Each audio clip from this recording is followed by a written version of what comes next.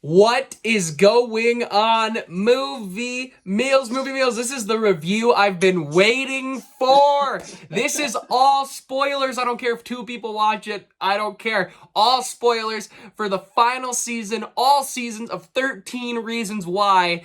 Let's get into this show. Oh my god, we're not even gonna do necessarily positive negatives. I think Kyle and I let's just let loose.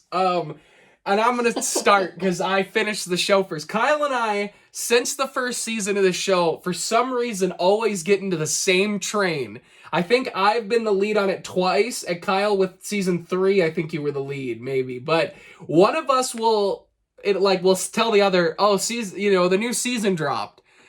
And then the other one's like, I don't think I'm going to watch it. And then one of us watches it, gets ahead, and then the other one's playing catch up, and we always live text each other while we're playing catch up, whoever's behind, and it's the best. So this show I've never I like to watch it just to see what crazy thing these writers are going to do next, because it's just not a great show. So season 1, and this follows through all the 4 seasons for me. Always kind of did the same thing. It tried to go there, and it either went too far, where you're like, hold it back, or it didn't go far enough, and you're like, what are you doing? Like with this show, I've always felt like a cat chasing a laser. Like the second I think I have it, the laser's really over there doing something else, and I didn't actually catch it. That's what this show is. It's constantly, what are they going to do next? So we're like, what, a year later in this journey.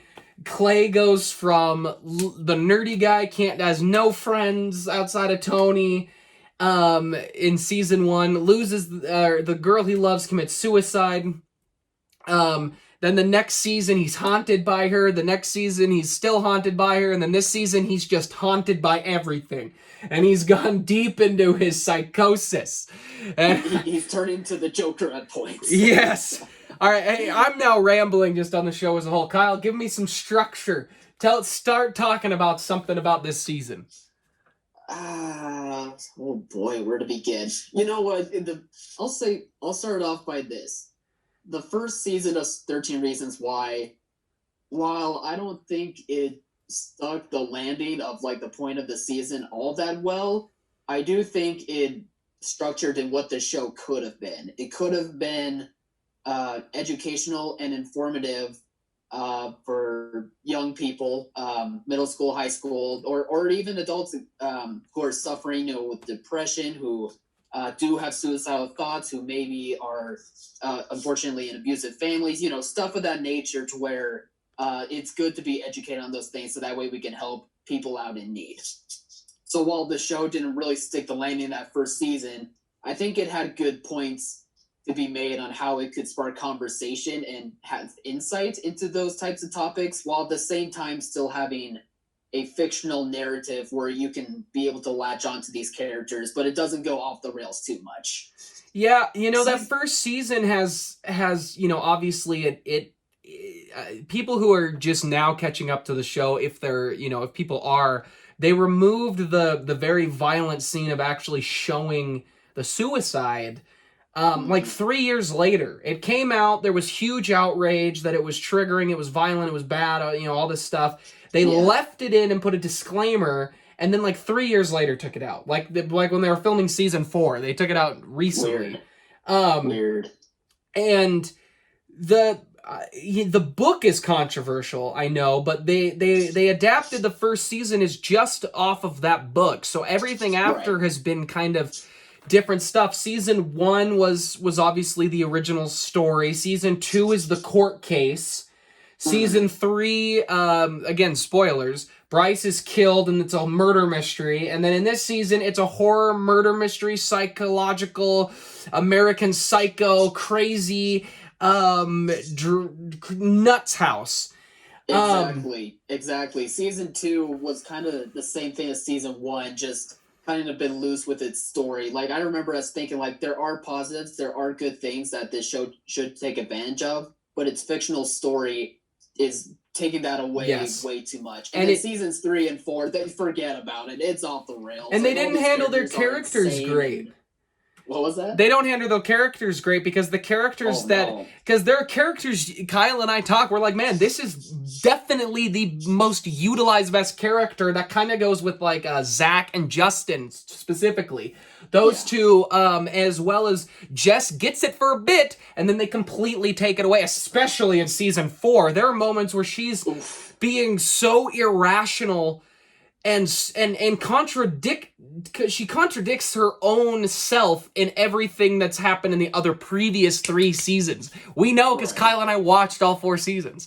So, but and even the characters we like Zach and Justin in season 4, Zach is terrible.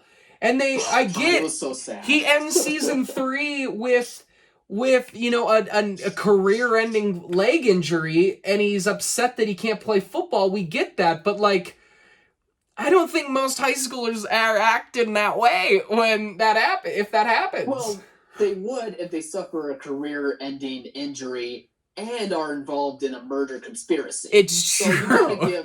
you gotta be fair to those people. I bring this up to Kyle because I love it. For those of you that actually watch the show, Justin in season 1 says, "Let's shoot Clay. He's gone nuts. Let's get a gun and let's kill him." They have that open conversation in the gym. By season 4, you like him because he's like kind of the only character that gets a good storyline. And then in season 4, they start him good, they turn him crap, and then they kind of end him solid. Like, that's what I thought. It's funny you mentioned that scene because even in that scene, Justin says that, but everyone else goes, "Whoa, hey man, like that's ridiculous. That's bananas. That's what you would do on a TV show." Season 4, everyone's acting that way. Everyone's saying, what do they know? Maybe we should kill them too. And it's like, where season 4, everybody talks about let's just murder someone, and Justin's like, what if we just skipped prom and got out of the drama? And Clay's like, oh, can't do that. We can't. And he just loses it. No, it's so frustrating. Like, this season, you could tell that this season they were having kind of a hard time knowing how to wrap up this show with it making as much sense as possible, but still adding on to the drama. I don't even know. Like, it's just so weird to me, like how far they took these characters to where it's too much fiction. Like, yeah, you could get away with some fiction while talking about like real the horrible stuff that people are going through, but then they just got so caught up in their own fiction of it all that it just ruins those types of ideas to go with. It ruins also those characters who are fictional to where they just aren't believable anymore. Yes, and so if we take this season for what it is, it's trying to it's throwing themes at you. It's throwing police brutality, protesting. It throws racism. It's throwing sexual assault. It's throwing PTSD themes. I had the same conversation just last night about a different show with like how important themes are in storytelling. But again, the themes have to stick the landing. This show is trying so hard to make those themes work and be relevant and matter, and it doesn't because the characters are so out of this world. I'm gonna rant about this because I've ranted about it in every review we've done. In season 1 of this show, a cool character, a jock, who goes, "I'm gonna go pick up more beer." And Clay's like, have you been drinking? And he goes, "No, I had like 1 beer when I got here, and I've had nothing but soda since." And then the cops, he gets in a car crash and he dies. And the cops, there's a shot where like the camera goes from broken beer bottles on the floor to his dead body to the cops. So the cops go, "Oh yeah, he was definitely drunk driving," without doing what every normal doctor in an autopsy would solve all the time, always. And that is a problem through the entire show, especially in season 4, are the parents. They act like parents and teachers are and they kind of try in season 4 to be like, we're here to help you. And like he has a talk with his counselor and stuff where it's like, no, adults really are here to help you, but they make adults out to be such villains that it's mind-boggling. They have open fights in the school, and no one No teachers run. Nobody does anything. Nobody stops anyone. The principal is a joke in this show the way he's written. He's a joke. Maybe we're out of touch, but We're not. Season 4, I was thinking, man, I relate to these parents and adults way more than these dumb kids.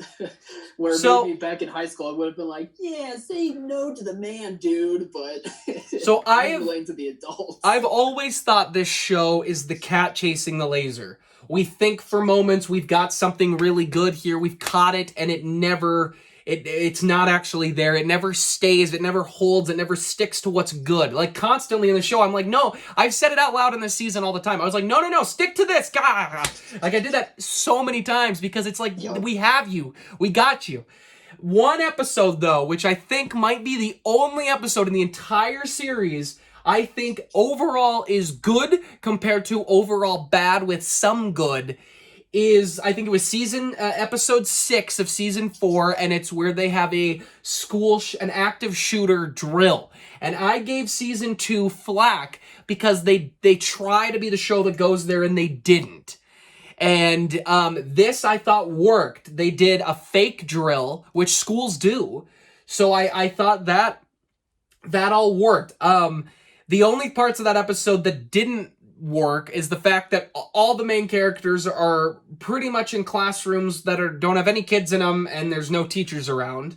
Like, kids are getting high in the science lab, and it's like we're in the middle of the day doing an active shooter drill. Why? No school has this many empty buildings, or classrooms. There are moments where they do act a little nuts with, like, the cops being there. Go look up how many schools have metal detectors and police daily. In neighborhoods. There's a lot. Like, that's not necessarily this crazy outlandish idea that the show presents. But overall, that episode I really liked because we saw a lot of actual development in the characters. We saw a little bit of their like solid writing and their motivations, why they're doing what they're doing, and it worked. And then Clay, through the whole thing, has like a complete mental breakdown. And for his character, as dumb as his character has been handled, with everything in the show, it's like, all right, that's a great performance. He did a wonderful job, and I liked that. That's about the only praise. I thought the finale had a little bit. There's a protest episode I thought was solid, but again, these are moments. Those are moments. I got one episode in 4 seasons that I was like, this is an actual solid episode. Everything else is not, and there's okay things in that. But anyway, Kyle, I've ranted for a while. Why don't you jump in with whatever's on your mind right now? Oh, Clay. Such a talented actor, too. Oh, they're all talented actors. It's true.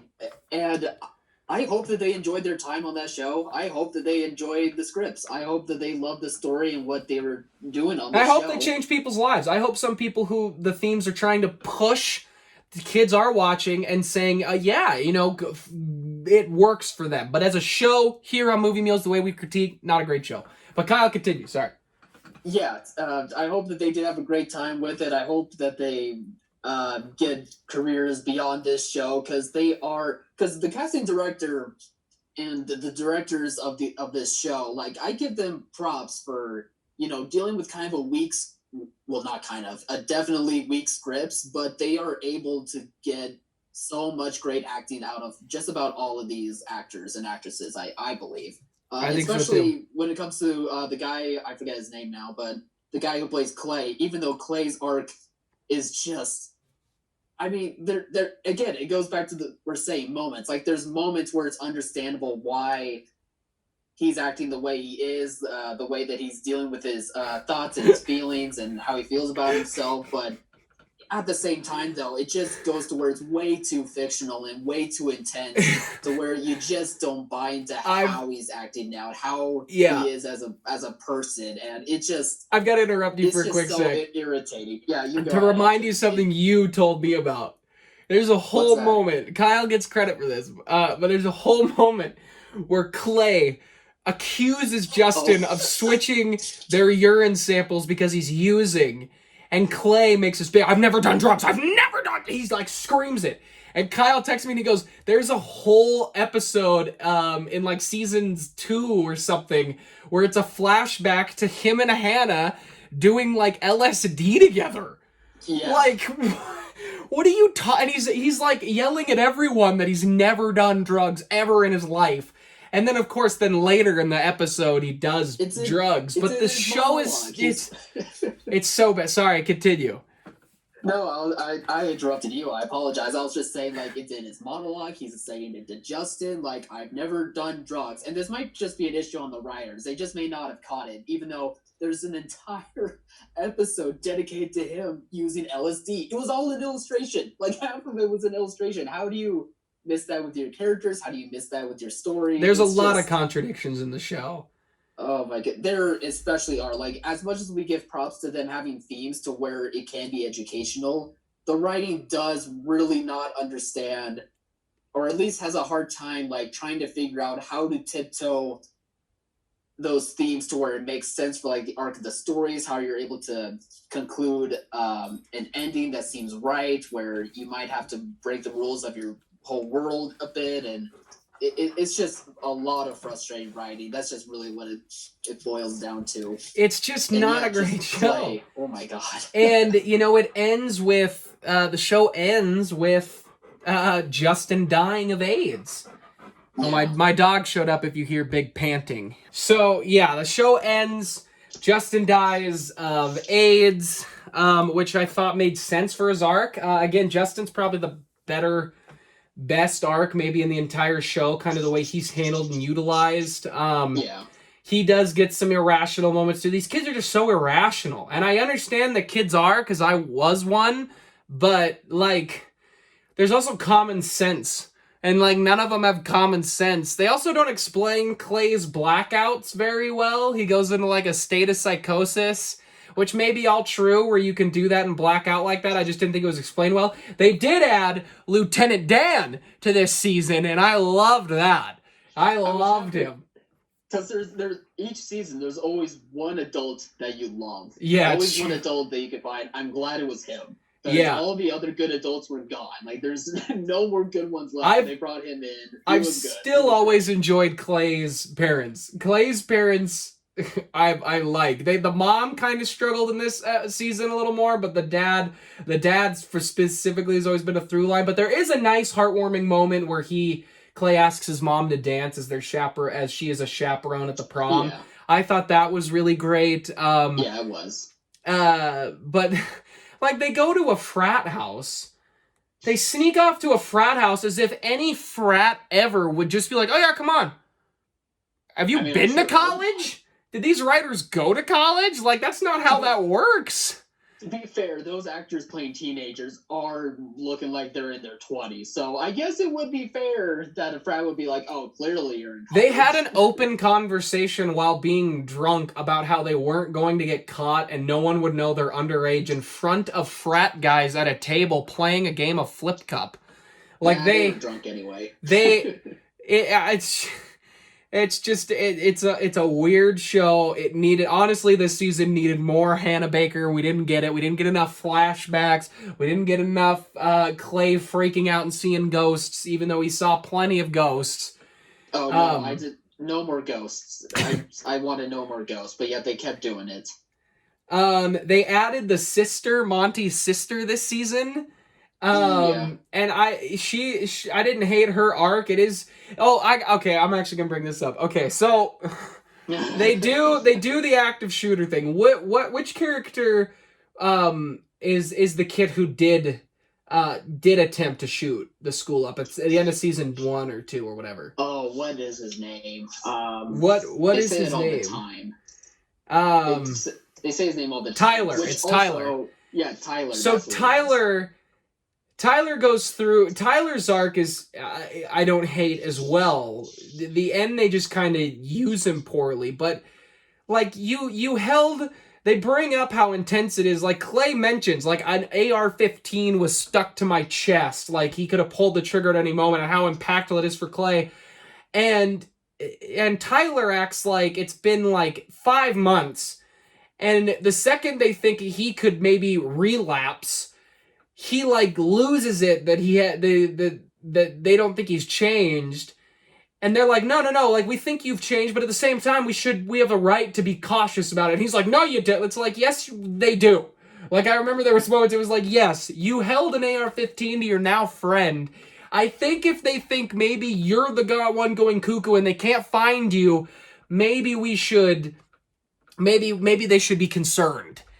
Sure. There was points where I did feel bad for him, because in this For sure. season, like, they were suffocating him. Like, it's nice that he Sure. did find friends along the way and that they are looking out for him. They're just trying to be protective. At the same time, though, the poor guy just like couldn't go to work, couldn't develop a photo without them busting down his door and just being like, "Where are you? Are you okay? Did you tell anyone about the murder?" And it's like, easy, like, just take a step back or two. For Poor sure. guy. And I don't know, did you feel weird that they pushed him and Monty's sister to be love interests? That Oh, God, yeah, that was weird. It was That was weird. It felt like Yeah, you Stockholm Syndrome kind of stuff to me. It felt weird. Oh God, yeah. I mean, look, she's attractive. He's an attractive guy. Like, good for them. But there's no way in that The type of show scenario pushes that them anyone weird. would be with anyone unless Yeah. it's Stockholm. Can we talk Like, about what was the new kid's name? The one who slept with Monty that was trying to expose them all season? Oh, jeez. I Like don't know. Gilbert or something? I don't know. We'll call him Gilbert.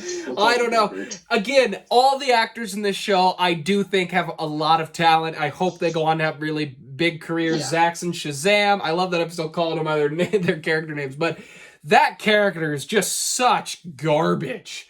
Oh my gosh. No, that's a perfect example of how the writers didn't know how to wrap up a story or conclude any sort of arcs. Like I think they had his character at the end of season 3 being like, "I'm on to you guys. I'm gonna figure it all out." And then once they finish writing that line, they're like, "Crap, we don't know what to do with him." Actually, in season 4, like, how is that even gonna work? So they kind of had to work around that in ways where I just don't think it stuck the mark. And that happens with a lot of characters, but he's an excellent example of that. Yeah, and he like confesses his love to Zach that he has for Alex, and then like at the end of the show he's like, "Nah, I really just loved Monty. He's the real boy that I really loved." And it's like, this is so dumb. You know, this show, I compare it to Euphoria a little bit on HBO, because Euphoria handles the high school drama world, but they take it in an area where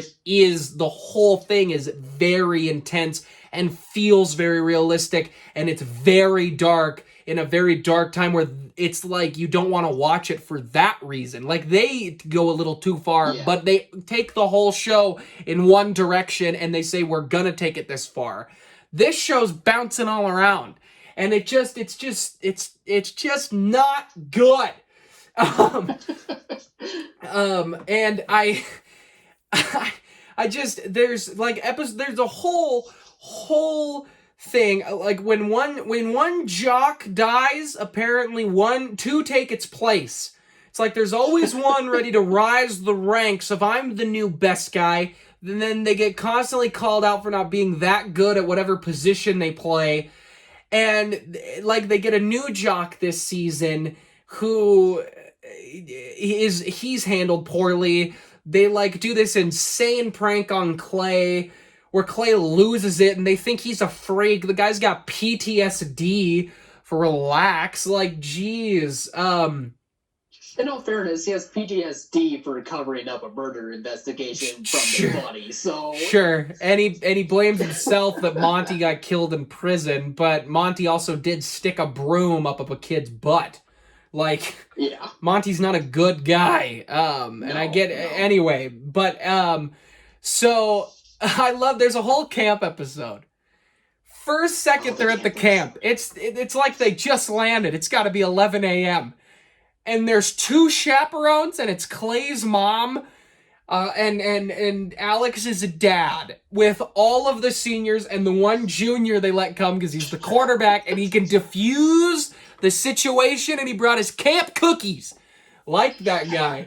But I anyway, do like that guy a lot. it's He was my 11 favorite a.m. now. By 11:30, Jess and Jock number 8 have ran off to the cabin. There's apparently a cabin. They're in the middle of the redwood forest. There's a cabin no one knows about. And they're like ready to bone each other. And it's like, where are the parents? And it's a cabin where it's not like hidden by trees. It's not only a one It's window. like on the It's lake. Like big windows, doors unlocked. Like they're not hiding under the windows. And No. They're out in the open. Not in the slightest. And then at one point, it turns out to be Clay with an axe sliding across the thing as he blacked out. He got thrown into a hole with a bunch of stuff.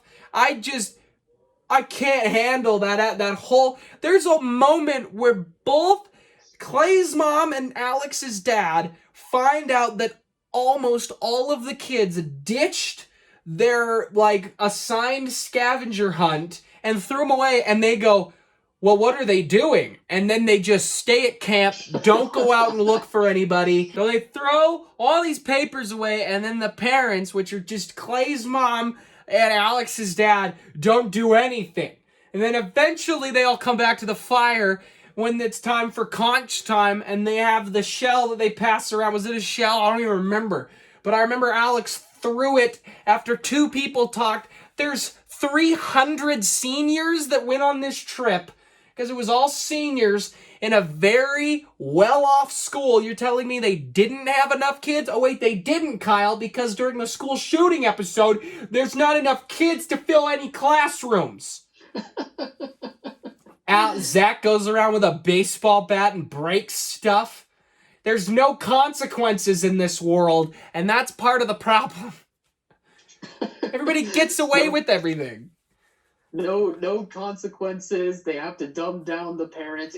But somehow they dumb down the parents, but also have the parents actually be smarter than the kids. Like, I remember one of Clay's monologues is like, oh, I can't let anyone find out. Not even my parents. Luckily, my parents don't have a clue what's going on. And meanwhile, this monologue is happening while he's just sitting at the kitchen table, and across from him is his parents looking so concerned. They know something is wrong. They do. The parents get together and figure out, they start hacking emails. They get a smart tech parent in town to come and hack emails and hack text messages, and I love that. I absolutely love that. And then Clay's like, this is an invasion of privacy. And she's like, all right, look, kid, you have psychosis. You've covered up a murder. You have done this and this and this. Guess what? No more phones for you. Oh my gosh, I can't handle. And then Justin's like, yeah, maybe we should just like let them have our phones. And he's like, no, Justin, no. He loses it. I can't handle this show, guys. I can't handle it. It's over. It's over. It's over. Thank goodness it's over. It needed to end. It should have ended after season 1. It should have been a one-off. We got 4 seasons. Again, everybody's talented, but the show is ridiculous. Oh my gosh. They have this whole thing at the end.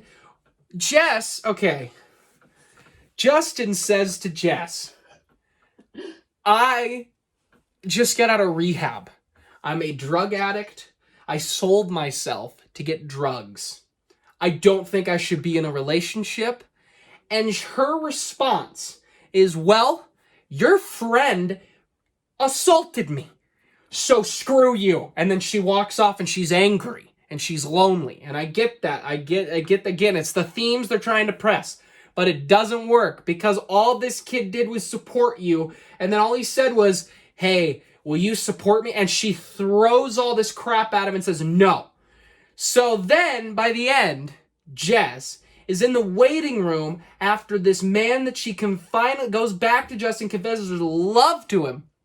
In the waiting room after she got tested for AIDS with the guy she had started sleeping with after that, Jock number 8. So Jock number 8 on the depth chart says to her, Jess says she loves Justin. Justin's everything. And he asks and says, would it be all right if I ask you out in a month? And they like flirt. No! No one even at the age of 18, these kids are 17 and 18, no one is acting that way when somebody that close to them is dying of a disease like that. In such a brutal way. I couldn't handle it. Kyle, chime in. That part didn't blow my mind as much because she kept like going back and forth between those two guys, and she was lying to both of them. So I was losing respect, and I didn't want to because I did like her character. I liked her arc, but then when you do that, then it's like, well, what do you want me to think? Like it's frustrating when these writers were ruining characters just to. I don't know, just to find a story somewhere. After season two, that was frustrating. After season 2, I remember Jess was one of the big positives you and I had. Her character was starting to really round out. She was becoming a voice. They were empowering, and it just didn't end that way. And it's the writers, and there's a lot of talent in this show. Let's just hang on to it. Let's just grab the talent and hold on to that, and not get too crazy with what we're trying to push. You know, you can have a lot of layers, you can have a lot of themes, but there's a way to do it right, and the show just never does it right. The book gets crap for not doing it correctly. So it was always going to be divisive, but this any final thoughts, Kyle, as we wrap up on just season 4, or one final rant on the show that you want to throw out there? I've got too many. I'll be ranting for years. I'll just say this. Like, the show had good intentions at the beginning. I felt that it was a show that people need now more than ever, or like those ideas of what the show was trying to do were needed now more than ever. Like, people should always seek help. And us at this channel, we encourage you to seek help if you really feel like you truly need it, for whatever the case may be. But over time, the show just became less of that and just became more of a fictional story that just goes off the rails way too much, that tries to remember about the themes that it stood for in the first place to send a positive message to people, but just got convoluted in the fictional one that they had to present. And even the fictional one got way too convoluted within itself. So it's just another case to where you got all the talent, you got the idea to make it all work. It just comes down to writing and execution. Like, if you don't have good writing for a story, you don't got a good show, movie, what have you. So it's just another unfortunate example of that. And I hope that all these people that do work on this project go on to have great careers. I certainly do. Hopefully that is a good launching stone for them, this show. But I am kind of happy to see this show kind of ending, just because it just wasn't a very good show at the end. Kyle, I have a question. Yeah. Clay in season 4 sleeps with the chief or the sheriff's daughter and says to her, "I'm a virgin." Did Clay, and now I'm thinking about it, didn't Clay have a whole thing with the emo girl in season 2 where he lost his virginity to her because she finally convinced him to do it? Wasn't that a whole thread through the whole show? Remember, they were like running off to her flat? She had like a studio, and they kept running off, and he kept saying no, and by the end of the season, didn't they end up doing it?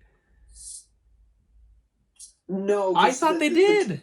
The character was gone like halfway through that season. I think like they were doing some of the dirty tangos, but I don't think it went as far as sex. But I wouldn't be surprised either. With the contradiction in this show, who knows? Yeah, but then again, like that girl should not have slept with Clay. Like, I get that there's such thing as being attracted to the bad boys or whatever, but Clay's just a nutcase. Like, there's no way you touch that. There's also, at one point, this show.